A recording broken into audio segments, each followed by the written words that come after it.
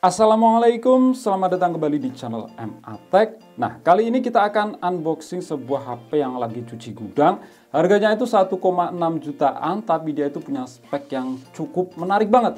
Layarnya udah Super AMOLED, kamera ada OIS, dan punya lensa ultrawide. Apalagi ini brand sekelas Samsung. Dan ini belinya di toko resmi Samsung H2 ya. Kalian bisa cek untuk link pembeliannya di deskripsi video ini. Yuk, lanjut kita buka aja. Oke, ini adalah Samsung Galaxy A22. Jadi HP ini tuh rilis sekitar 3 tahun yang lalu. Yang waktu itu harganya 2,9 juta. Dan kemarin itu lihat harganya yang cuma 1,6 jutaan, langsung aja deh saya sikat. Apalagi ini kondisinya baru, garansi resmi, belinya di toko resmi Samsung H2. Ya, ini bisa jadi opsi ya untuk kalian yang barangkali bosen di harga 1 jutaan itu nemunya Transcend Holdings terus. Oke, untuk tampilan boxnya seperti ini. Di sini ada gambar si HP-nya Galaxy A22. Di sini ada keterangan dapat kartu perdana IM3. Nah, ini tuh masih segel ya, tuh kan bisa sendiri. Dan di bagian belakang ya ini kartu perdananya. Ya seperti biasa Samsung, gak ditulis keterangan spesifikasinya. Untuk RAM ini tuh 6 GB dan ROM-nya itu 128 GB. Oh ya, ini Samsung Galaxy A22 4G ya, karena itu ada dua versi, yaitu versi 5G. Tapi untuk yang versi 5G itu layarnya malah masih PLS TFT dan belum juga ada OIS. Versi 5G-nya ini malah lebih menarik, ya cuma kalah di prosesor aja sih.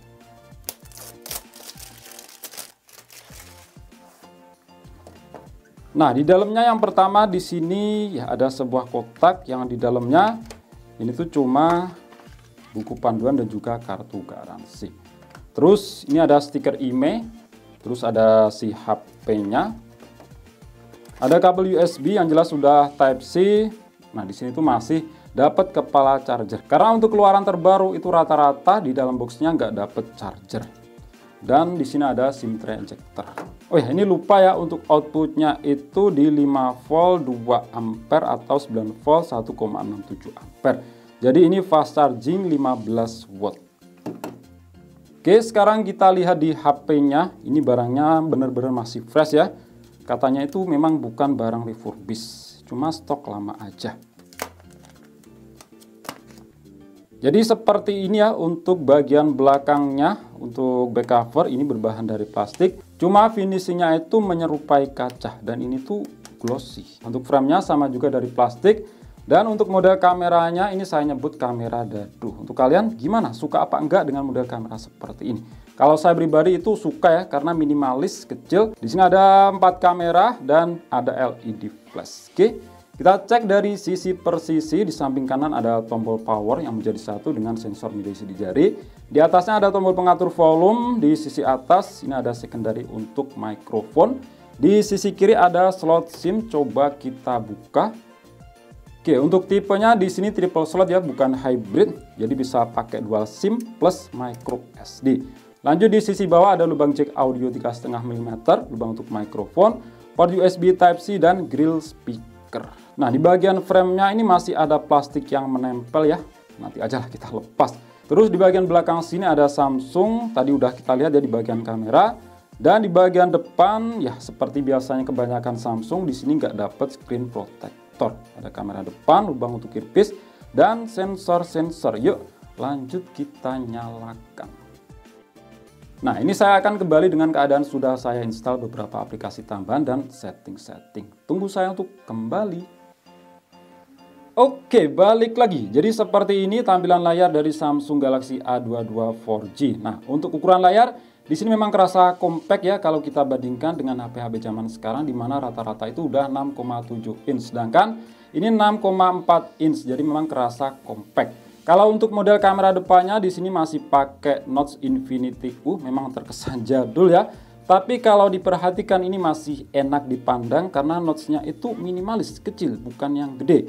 Terus untuk bezel bagian atas, kanan, kiri ini tuh cukup tipis. Cuma untuk bagian dagunya ini memang cukup tebal. Tapi balik lagi ke HP ini, keluaran tahun 2021, itu masih menjadi hal yang wajar untuk kelas 2 jutaan. Jangankan dulu, sekarang aja harga kurang lebih 2 jutaan Samsung itu semuanya masih pakai notch kayak gini, belum pakai punch hole. Terus untuk kualitas layar di sini udah mantep ya, karena udah pakai Super AMOLED. Warnanya tajam khas Super AMOLED Samsung. Kalau untuk resolusi ini masih biasa aja, itu masih HD+. Oke, kita cek di pengaturan, terus masuk ke tentang ponsel. Nah, di sini pakai One UI Core versi 5.1 versi Android 13. Terus untuk security patch ini termasuk update ada di 1 November 2024. Jadi memang ini satu hal yang diperhatikan dari Samsung ya, dari sisi update software. Nah, ini versi Android terakhir yang didapat dari Samsung A22 ini ya, yaitu Android 13. Tadi itu pas pertama saya nyalakan itu masih di Android 11 dengan One UI Core versi 3. Berapa tadi? 3.1 atau 3.0. Ya, pada intinya seperti itulah. Terus kalau kita cek di bagian layar, nah di sini untuk pengaturan refresh rate gak ada otomatis ya, itu manual 60 Hz atau 90 Hz. Terus untuk mode layar, nah di sini ada mode hidup dan alami. Dan untuk suhu warna ini bisa kita sesuaikan. Ya, tinggal sesuaikanlah dengan selera mata kalian. Terus ke bagian kunci layar. Nah, untuk always on display di sini tuh bisa nyala selalu ya, atau selalu tampilkan. Jadi nggak cuma 10 detik aja. Oke, sekarang kita cek di aplikasi yang sudah saya install. Pertama Device Info HW, masuk SoC. Di sini pakai MediaTek Helio G80 octa-core 2,0 GHz fabrikasi 12 nanometer dan GPU Mali G52 MC2. Memang di bagian prosesor di zaman sekarang ini biasa aja ya, di harga 1,6 jutaan. Itu di HP keluaran terbaru ada yang lebih kenceng, Helio G99 dan juga Helio G100. Dan di zaman sekarang harga kurang lebih sekelas itu masih ada yang pakai prosesor keturunan dari Helio G80. Itu Helio G91, G81 itu sebenarnya sama aja, cuma di penambahan fitur layar yang support refresh rate 120 Hz dan resolusi kamera yang lebih tinggi. Untuk performa itu mirip-mirip aja dengan Helio G80 ini. Untuk screen tadi udah saya sebutin ya, resolusinya itu HD+ 1600 x 720. Untuk penyimpanan di sini tuh RAM 6 GB, untuk storage 128 GB. Terus untuk kamera belakang ini beresolusi 48 megapiksel lensa utama. Nggak tahu ini yang akurat, yang asli itu yang mana, Samsung atau Sony. Tapi perkiraan saya ini Samsung sih. Terus untuk kamera depan 13 megapiksel pakai Sony IMX258. 8 megapiksel Sony IMX355, ini lensa ultrawide ya. Dan 2 megapiksel lensa makro dan depth. Terus untuk baterai di sini berkapasitas 5000 mAh dan fast charging-nya itu 15 watt. Tapi sepengalaman saya 15 watt di Samsung itu lebih kencang dibanding 18 watt dari keluarga Transsion Holding seperti Infinix, Tecno, dan itel. Terus untuk sensor kita cek di aplikasi Sensor Box. Nah, mantapnya di sini tuh udah ada sensor gyro dan gyronya ini pakai gyro hardware ya, bukan akal-akalan software. Tapi untuk sensor cahaya di sini tuh malah nggak ada. Tapi itu masih ada fitur kecerahan otomatis, ini menggunakan kamera depan. Kemudian kita cek untuk skor Antutu-nya. Ya, sebenarnya udah beberapa kali ya dulu kita coba di Helio G80. Di sini tuh dapat skor di angka 245 ribuan. Skor CPU-nya dapat 83 ribuan dan GPU 38 ribuan. Memang skornya itu mirip-mirip dengan Helio G81 dan dipakai di zaman sekarang. Kalau untuk sekedar penggunaan harian standar seperti chatting, sosial media, buka-buka marketplace itu masih cukup ya. Kalau buat ngegame ya maksimal itu yang masih cukup enak ya Mobile Legends. Sekelas Genshin Impact jelas itu udah kerasa nggak enak. Kemudian untuk storage test di sini yang pasti masih bertipe eMMC 5.1 ya. Karena untuk Helio G80 itu belum support UFS. Di sini dapat skor 11 ribuan. Speed bacanya mencapai 316 Mbps dan speed tulis itu di 202 Mbps. Untuk multi sentuh yang pasti sih Samsung itu support hingga 10 titik sentuhan. Udah mantep ya, bukan yang cuma 5 aja. Nah, ini kita coba ya untuk bermain real drum. Yang pasti biasanya sih ya, itu Samsung kalau untuk responsivitas layarnya enak banget, gak kerasa delay.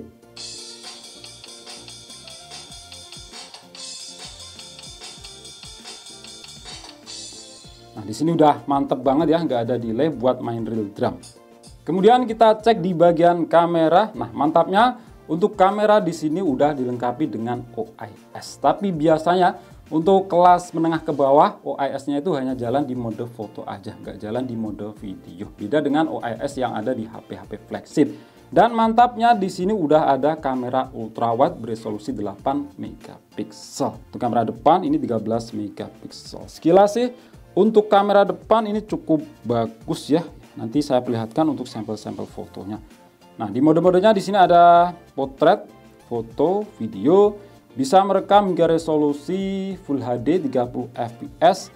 Ini depan ya sama aja Full HD 30 fps. Cuma untuk kamera depan di sini nggak ada yang namanya itu stabilisasi. Kalau untuk kamera belakang, nah ini videonya ada yang namanya itu stabilisasi AIS. Jadi buat jalan itu harusnya lebih stabil. Dan di mode lainnya ada Pro, panorama, makanan, dan lain-lain. Nah, ini untuk mode Pro, ya ini basic aja sih, ternyata minim banget ya. Meskipun ada mode manual, ternyata nggak ada yang namanya shutter speed. Berikut beberapa sampel foto dan video yang diambil dari Samsung Galaxy A22 4G.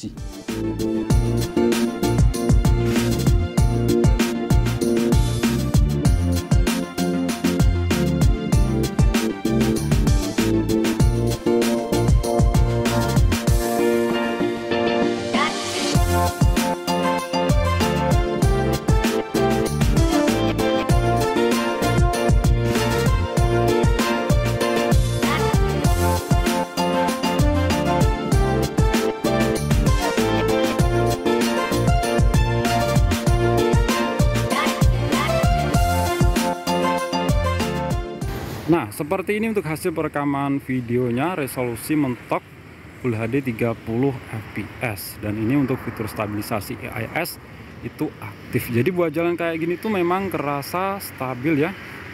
Ini dilihat di layar memang stabil banget sih.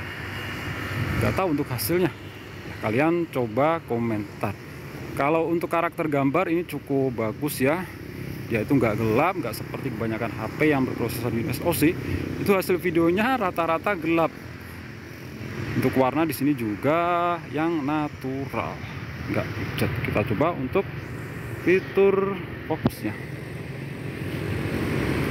Untuk ngeloknya di sini nggak ada masalah ya, cepat. Nggak harus kita tap layarnya. Ya ini gerimis mau turun hujan lagi. Nah, untuk lensa ultrawide ini videonya stabilisasinya juga bisa jalan ya.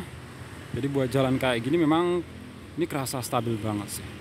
Kalau untuk karakter gambarnya memang sedikit berbeda dengan lensa utamanya, tapi berbedanya dia itu nggak begitu yang jauh. Full HD 30 fps.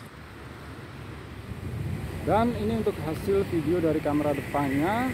Di kamera depan sayangnya di sini tuh nggak bisa pakai fitur stabilisasi ya, jadi buat jalan ini memang kerasa gitu. Sebenarnya kalau untuk kualitas gambarnya sudah cukup bagus. Belakang langit dia itu nggak gelap, wajah itu masih terekspos. Untuk detail di sini juga lumayan dapet, karakter warna juga mantep ya dilihat, dia itu nggak pucat. Nah, ngomongin OIS di kamera belakang lensa utama itu memang hanya jalan di mode foto aja, di mode video itu nggak jalan. Untuk mengetahui itu gampangnya ya, kita tes di kondisi low light. Kalau videonya itu lebih terang itu artinya OIS jalan, kalau tetap gelap itu OIS nggak jalan. Karena OIS itu juga video menjadi lebih terang di kondisi low light dan juga detailnya lebih ngangkat. Dan ini udah saya coba di HP ini ya, itu memang nggak jalan di mode video untuk OIS. Nah, ini kita coba untuk bermain game Mobile Legends ya. Settingan grafiknya di sini tuh udah kebuka untuk frame rate super alias 90 fps. Tapi apakah ini benar-benar jalan di 90 fps atau di lock 60 fps? Ini kita coba di settingan frame rate super. Grafis ini taruh di tinggi aja, nggak usah maksa ya untuk Helio G80. Nah, ternyata dia itu bisa jalan di atas 60 fps ya, cuma yaitu nggak stabil. Jangankan 90 fps, 60 fps aja. Sekelas Helio G80, G85, itu sama aja dengan G91, G81, itu nggak bisa stabil di 60 fps. Ya, pada intinya di sini masih playable ya. Kalau mau pengen lebih lancar, itu otomatis satu di grafis yang lebih rendah. Nah, kondisi kayak gini itu kalian bisa lihat sendiri ya, itu fps nya naik turun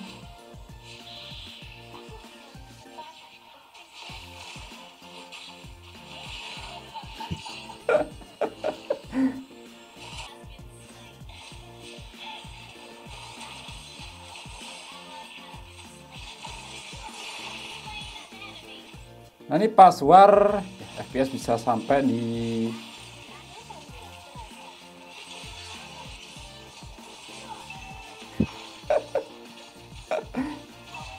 mati kau. Oke, di sini dapat rata-rata 68 fps. Kalian bisa lihat sendiri. Untuk fluktuasi naik turunnya fps dia itu sangat-sangat nggak stabil ya. Ini di settingan high 90 fps. Jadi kalau mau lebih stabil itu wajib atur di settingan lebih rendah. Semisal itu di sedang 60 fps itu lebih cocok ya. Kemudian kita tes untuk kualitas speakernya yang dimana di sini tuh masih mono speaker ya, wajar sih.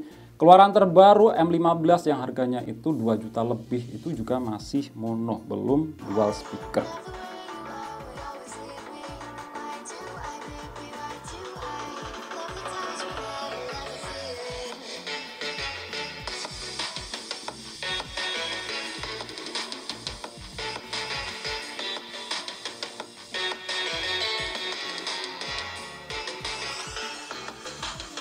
Meskipun di sini cuma mono, tapi kualitas speakernya itu lumayan bagus ya, bassnya itu masih dapet dan juga lumayan jernih. Intinya beda kelas lah dengan mono speaker yang ada di keluarga Transcend Holdings. Oke, mungkin itu aja sih ya untuk video kali ini. HP yang harganya itu udah turun, ini sedang cuci gudang, cuma 1,6 jutaan, udah dapet layar Super AMOLED, kamera udah ada OIS, ada lensa ultrawide juga.